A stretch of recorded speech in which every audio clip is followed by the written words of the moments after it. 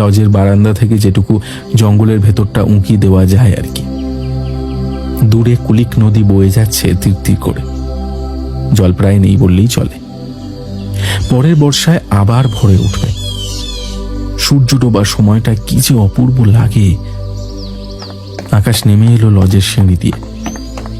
কমলা রঙের সূর্যটা ঢলে পড়েছে গাছের কোলে। কুলিক সে ছবিকে বন্দি করে রাখছে ঠিক একটা ক্যামেরার মতো। আকাশের একটা ডিএসএলআর আছে, তবে বাইক ট্রিপে অত কিছু আনা যায় না। কাছাকাছি হলে তাও ভাবা যেত।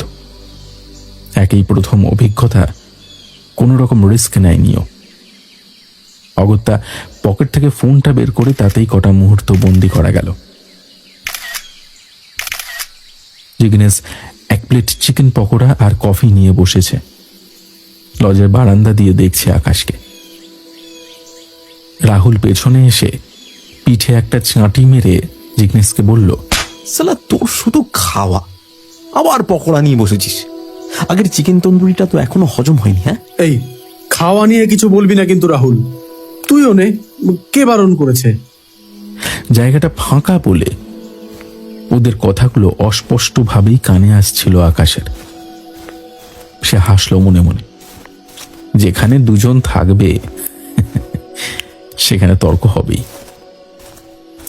একজন খেয়ে দিয়ে ওজন বাড়ায়, অন্যজন জিমে জয়েন করার পর থেকে ডায়েট ছাড়া কোনো কথাই বলে না। মাঝখান থেকে আমরাই ভালো আছি, যা জোটে তাই কুড়ু। অন্যমনস্কভাবে হাঁটতে হাঁটতে নদীর একদম কাছে চলে এলো আকাশ। নদীর ধারটা বেশ পিচ্ছিল, জলটাও পরিষ্কার নয়। উল্টো দিকে একটা শ্মশান আছে বোঝা যাচ্ছে। এদিকে ওদিকে ঠাকুরের কাঠামো দেখে বুঝল এই নদীতে ঠাকুরও ভাসানো হয়, কিন্তু নদীর সংস্কার সেভাবে হয় না। তাই প্রতিবার বর্ষায় এখানকার পরিস্থিতি খারাপের দিকে যায়।